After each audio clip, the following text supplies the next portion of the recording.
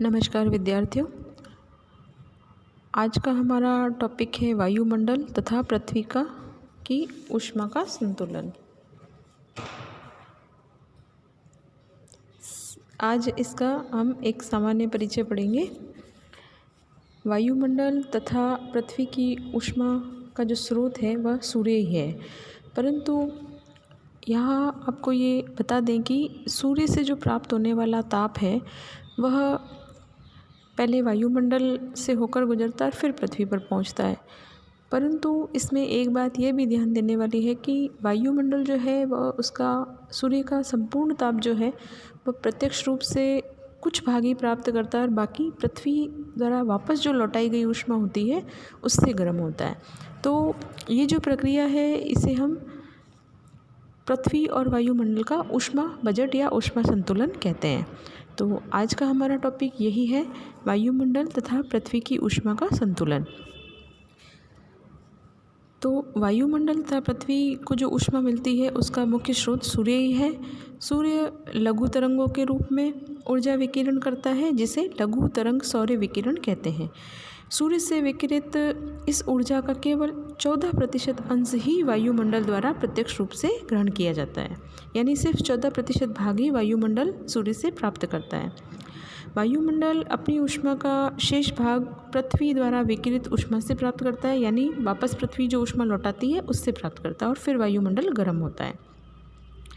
पृथ्वी सूर्य से आने वाली विकिरण ऊर्जा को प्रत्यक्ष रूप में ग्रहण करती है और पुनः उसे दीर्घ तरंग धरातलीय विकिरण के रूप में विकिरित करती है। यानी पहले पृथ्वी प्रत्यक्ष रूप से सूर्य का ताप प्राप्त कर लेती है, फिर उसे वापस वायुमंडल की तरफ दीर्घ तरंग धरातलीय विकिरण के रूप में विकृत कर देती है, जो कि वायुमंडल को प्राप्त हो जाती है। इस प्रकार पृथ्वी प्रत्यक्ष रूप में तथा वायुमंडल अप्रत्यक्ष रूप में सूर्य से निरंतर ऊष्मा प्राप्त करते रहते हैं। सूर्य से सतत ऊष्मा प्राप्त करते रहने पर भी वायुमंडल और पृथ्वी पर ऊष्मा का भंडार सामान्य से न तो अधिक होता है और न ही कम, यानी लगातार ऊष्मा सूर्य से मिलती फिर भी वायुमंडल एकदम गर्म नहीं होता और धरातल भी एकदम गर्म नहीं होता। स्पष्ट है कि ये सूर्य से जितनी ऊष्मा प्राप्त करते हैं उतनी ही मात्रा को पुनः लौटा देते हैं। इस प्रकार वायुमंडल तथा पृथ्वी के ऊष्मा भंडार में सदैव संतुलन बना रहता है, यानी जितनी वो ऊष्मा प्राप्त कर लेते हैं उतनी वापस लौटा देते हैं। आइए अब हम पढ़ते हैं पृथ्वी का ऊष्मा बजट। सूर्य अपने धरातल से निरंतर बड़े परिमाण में ऊर्जा विकिरण करता है, यानी सूर्य ऊर्जा देता है, किंतु उसकी विकिरण ऊर्जा का केवल 1/2 अरबवा भाग ही पृथ्वी को प्राप्त होता है। यानी पूरा जो उसकी ऊर्जा है वह प्राप्त नहीं होती, सिर्फ उसका 1/2 अरबवा भाग ही प्राप्त होता है। पृथ्वी को प्राप्त होने वाली सौरिक ऊर्जा के इस अंश का भी कुछ ही भाग धरातल तक पहुंच पाता है, यानी 1/2 अरब में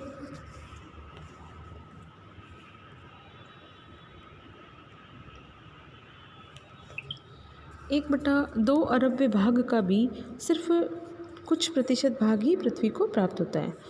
पृथ्वी को प्राप्त होने वाली सौरिक ऊर्जा के इस अंश का भी कुछ ही भाग धरातल पर पहुंच पाता है और शेष भाग जो है वह वायुमंडल द्वारा प्रकीर्णन, परावर्तन और अवशोषण द्वारा पुनः शून्य में लौटा दिया जाता है। यानी सूर्य से विकिरण ऊर्जा का 6% भाग वायुमंडल से प्रकीर्णन द्वारा, 27% वायुमंडल के परावर्तन द्वारा और 2% पृथ्वी की सतह से परावर्तन द्वारा नष्ट हो जाता है। इस प्रकार सौरिक ऊर्जा का कुल 35% भाग वापस लौटा दिया जाता है। यानी 100% में से 35% भाग अगर वापस ऊर्जा का लौटा दिया जाता है तो पीछे सौरिक ऊर्जा का जो शेष भाग है वह 65% रह जाता है।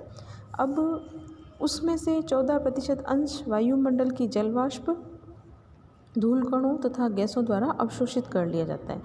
यानी इस 65% में से भी 14% जो है वह अवशोषित कर लिया जाता है। इस प्रकार सौरिक ऊर्जा का केवल 51% भाग ही पृथ्वी को प्राप्त होता है। यह पृथ्वी को सीधा प्राप्त नहीं होता है। इसमें से 34% भाग जो है वह प्रत्यक्ष रूप से प्रकाश से और 17% भाग जो है वह विसरित दिवा प्रकाश से, यानी कि जो दिन की जो ताप है उसको विसरित किया हुआ भाग जो है वह 17% प्राप्त होता है। इस प्रकार सूर्य से प्राप्त यह 51% ऊष्मा ही पृथ्वी का ऊष्मा बजट कहलाता है।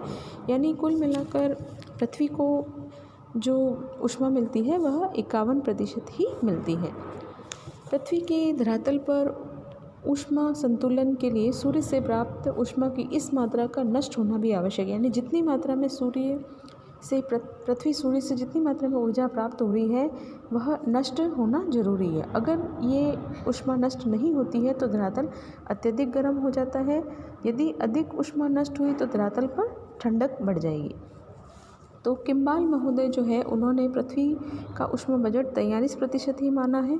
उनके अनुसार पृथ्वी को प्राप्त होने वाली कुल सौरिक ऊर्जा में से 42% भाग वायुमंडल के परावर्तन द्वारा और प्रकीर्णन द्वारा तथा 11% जल वाष्प के अवशोषण द्वारा तथा 4% गैस धूल कणों द्वारा हड़प लिया जाता है। इस प्रकार सौरिक ऊर्जा का केवल 43% भाग ही पृथ्वी को मिल पाता है, जो कि पृथ्वी का ऊष्मा बजट है।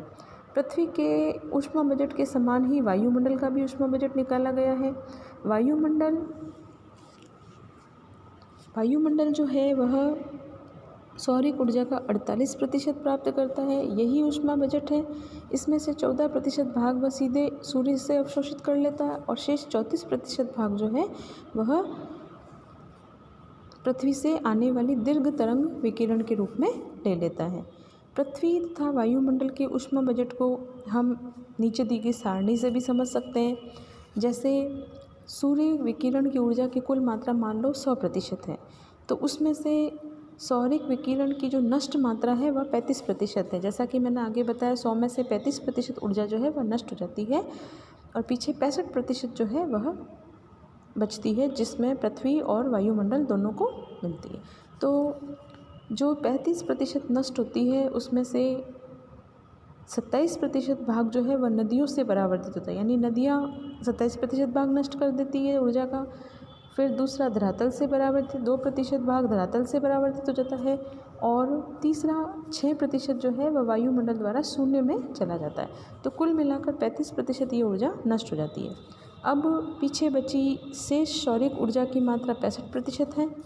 तो वायुमंडल की जल वाष्प, धूल व गैसों द्वारा अवशोषित की जाती है। यानी 14% तो वायुमंडल लेता है और 51% जो है वह पृथ्वी ले लेती है 65 में से। अब पृथ्वी का जो ऊष्मा बजट है उसमें 51% में से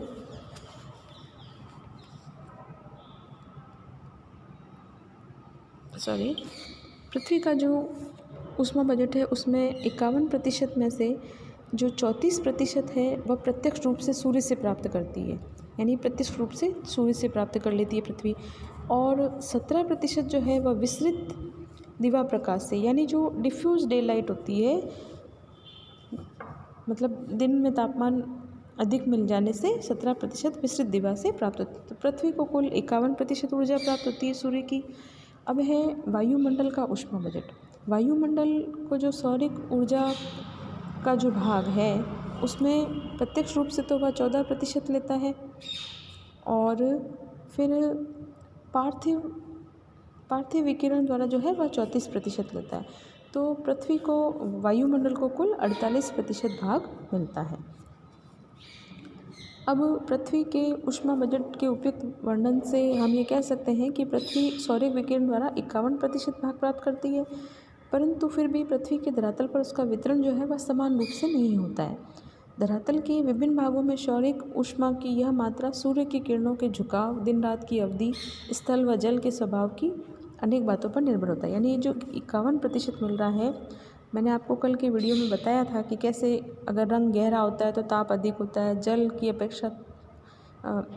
अपेक्षा थल जल्दी गर्म होता है। तो इस तरह से कुछ ये जो कंडीशन है इसकी वजह से ही ये जो 51% है वह अलग अलग क्षेत्रों में अलग अलग धरातल के स्वभाव के अनुसार प्राप्त होता है। फिर है ऊष्मा संतुलन। पृथ्वी सूर्य से सौरिक विकिरण द्वारा जो ऊष्मा प्राप्त करती है उसे दीर्घ तरंग पार्थिव विकिरण द्वारा पुनः विकृत कर देती है। यानी वह लघु तरंगों के रूप में सूर्य के ऊर्जा को प्राप्त करती है, परंतु वापस उसको वायुमंडल में दीर्घ तरंगों के रूप में भेज देती है, जिससे धरातल पर ऊष्मा का निरंतर संचय नहीं होता है और पृथ्वी का औसत वार्षिक तापमान जो है वह सामान्य बना रहता है। इस प्रकार पृथ्वी से प्राप्त सौरिक ऊष्मा का 51% का 23% भाग जो है वह पार्थिव विकिरण द्वारा, यानी 23% जो है वह पृथ्वी अपने 51% में से वापस वायुमंडल में भेज देती है पार्थिव विकिरण के द्वारा, और 19% भाग जो है वह वाष्पीकरण के द्वारा भेज देती है। 9% भाग जो है वह विक्षोभ के द्वारा भेज देती है और संवेदन के रूप में खर्च कर देती है। इस प्रकार 51% ऊष्मा धरातल से वापस नष्ट हो जाती है, यानी जितनी ऊष्मा उसने सूर्य से ली उतनी ही ऊष्मा वह वापस लौटा देती है। पृथ्वी के धरातल पर प्राप्त होने वाली सौरिक तथा पृथ्वी के धरातल से नष्ट होने वाली पार्थिव ऊष्मा जो है वह दोनों की मात्रा समान हो जाती है। इस प्रकार धरातल का जो ऊष्मा संतुलन है वह बना रहता है, और इसको भी हम ऊष्मा संतुलन को भी हम नीचे दी गई सारणी से हम समझ सकते हैं। प्राप्त ऊष्मा 51% है, नष्ट ऊष्मा में 23% विकिरण द्वारा, 15% वाष्पीकरण द्वारा, 9% विक्षोभ और संवहन द्वारा। इस प्रकार ये 51% का योग हो जाता है। इसी तरह वायुमंडल में प्राप्त ऊष्मा जो है वह 23% विकिरण के द्वारा मिलती है, 19% संघनन के द्वारा मिलती है और 9% विक्षोभ और संवहन के द्वारा मिलती है।